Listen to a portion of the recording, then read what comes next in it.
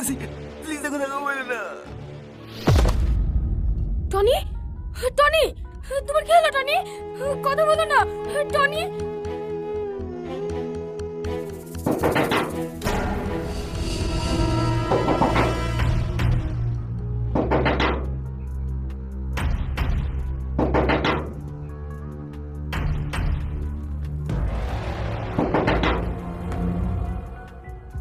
কারা আপনারা?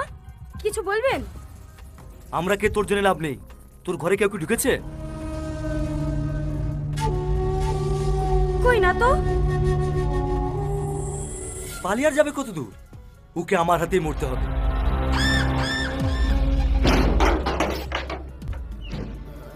Tony, Tony, Tony.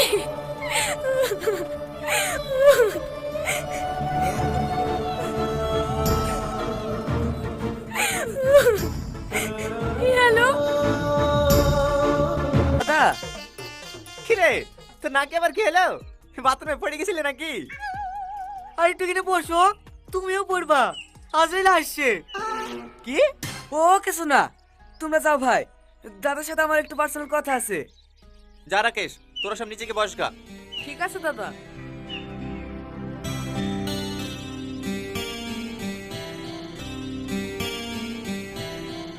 বলো আজিজ, কি বলবা? তোর ভালো গেছে। এই রাজু, কি করছো? পড়ে গেলে হাত পা ভেঙে যাবে তো। ও হাতে গুলি খেয়ে পড়ার থেকে পড়ে গিয়ে হাত পা ভেঙে যাও কত ভালো। ভিক্ষি করে যে খেতে পাবো। ভয় তাহলে তোমারও আছে? আসো, সারাদিন যখন আসেনি এখনো আসবে না, মরারও তো একটা টাইম আছে নাকি।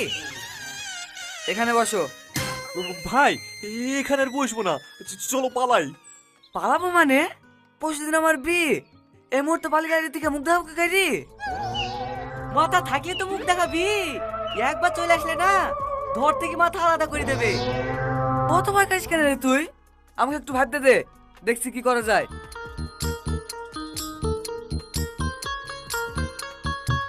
মাসে তো আর 2-3, মাত্র 48 ঘন্টা, তারপরে ঋতিকের বিকেলে গ্রাম ছেড়ে চলে যাবো। কি বলো রাজু ভাই? এই সালাম হলো, তুই মরবি, তুই শিওর মরবি। মাথা লাল ঠেকানোই আছে, টিকেটটা টিপে দিলি। চলো রাজু ভাই, আমি তোমাদের বাড়ি গিয়ে থাকবো। ঠিক আছে ভাই, চলো। বেঁচে থাকলে কত ইনকাম হবে? চলে যাচ্ছি, সবাই ঠিকই বলে রে বন্ধু, বিপদের সময় কেউই পাশে থাকে না। ভুলে গেছি ছোটবেলায় মা কি বলতো, তো চলে দেখেছি ওই কথাটা বলবি নি। শালা, এই শালা লেগে করে মিলে আমাকে মরতে হবে। তোর বাড়ি থেকে হেঁটে আসতে খুব বেশি 1 ঘন্টা লাগবে, রাস্তায় কারোর সাথে দেখা হলে 2-5 মিনিট লেট হতে পারে। এদের 1.5 ঘন্টা গেলে আমাকে বাধা, কখন সে হালাল করে দেবে আইডিয়াও পাবিনি।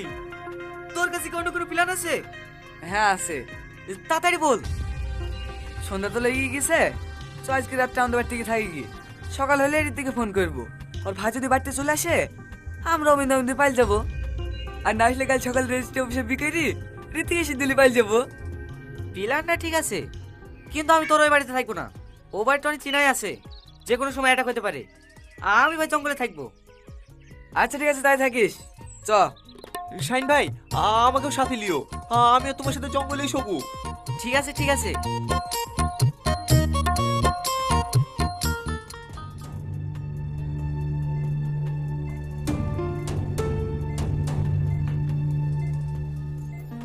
হে টনি, সিস্টার, টনির জ্ঞান ফিরেছে।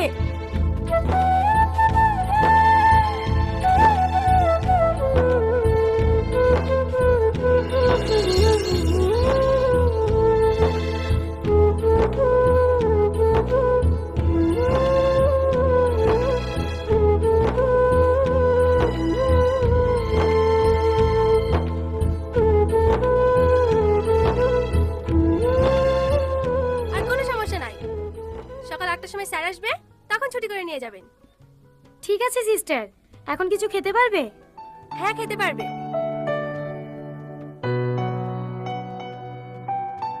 সারা রাত তুমি আমার কাছে ছিলা? না, ভূত ছিল।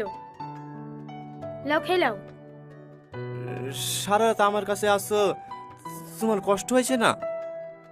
ভালোবাসার মানুষটার পাশে থাকলে কারোর আবার কষ্ট হয় নাকি? তার মানে তুমি আমাকে ভালোবাসো? বাবা, জানে ভাজা মাছটা উল্টে খেতেও জানে না। কত আশালি প্রপোজ করলাম, মুখের উপর রিজেক্ট। আমার কষ্ট হয় না বুঝি? সত্যি করে বলো না, তুমি আমাকে ভালোবাসো কি না? অবশ্যই ভালোবাসি, তুমি তো আমাকে বার্তা দাও না, তোমার জন্য আমি সব কিছু করতে পারি। সত্যি? হ্যাঁ সত্যি। দেখো দিনি, ছেলেটুকের আমার কি অবস্থা করেছে। মানুষ ভালো হয়ে গেলে ভালো থাকতে দেবে নাকি? আমি খবর শোনার পরে সারা রাত ঘুমাতে পারিনি, ভোরবেলায় উঠে চলে এসেছি। তোমার শরীর এখন ঠিক আছে তো মধু? হ্যাঁ ঠিক আছে, কিন্তু কে আপনি? আমাকে চিনতে পারছো না? আমি তোমার চাচি। মাথাটা লেগেছে নাকি মধু? মনে পড়ছে না কত পরশুদিন 2 লাখ টাকা দিয়ে আমার মেয়ের বিয়ে দিলি? আপনি কোনো চিন্তা করেন না চাচি, বিভেঙ্গের সাথে কি হয়েছে, সব থেকে ভালো জায়গায় বোনের বিয়ে দেবো। রাকেশ, এলেন চাচি, এই 2 লাখ টাকা রাখেন। এতগুলো টাকা? রাখেন রাখেন, আমরা ছেলে দেখছি, আপনারাও দেখেন, যত তাড়াতাড়ি হয় বোনের বিয়েটা দিয়ে দেবো। সত্যি বাপ, তোমার মতো মানুষ হয় না। আরে আরে চাচি, এইভাবে কেউ কান্না করে? তার মানে এই সব নিশ্চয়ই ওই ছেলেটার কাজ। কি হলো মধু, কি ভাবছো? কিছু না চাচি, বুড়ি এখন ভালো আছে তো? হ্যাঁ মধু, খুব ভালো আছে। তোমার কথা শুনে ও বেরিয়েছে। শ্বশুর বাড়ি অনেক দূর তো, তাই একটু বেলাই হবে পৌঁছাতে। এখন শরীর কেমন আছে দাদা? কি হলো দাদা, কি ভাবছেন? কিছু না, ভালো আছি। আপনি কোনো চিন্তা করেন না দাদা, এতগুলো মানুষের দোয়া যার সাথে আছে, হাজার চেষ্টা করলেও তার ক্ষতি কেউ করতে পারবে না। আপনার সাথে আমরা আছি, আপনার এগুলি করার আগে আমরা বুক পেতে দেবো, তা আপনার কোনো ক্ষতি হতে দেবো না। এই লে সালমা, এক্ষুনি দুধটা গরম করে নিয়ে আসনু, ওকে খাই দে। ভালো আছেন কাকু? হ্যাঁ আছি। তাড়াতাড়ি সুস্থ হন, আবার কিন্তু ওর সাথে খেলা করতে হবে। কি হলো, কাঁদছো কেনে? আমি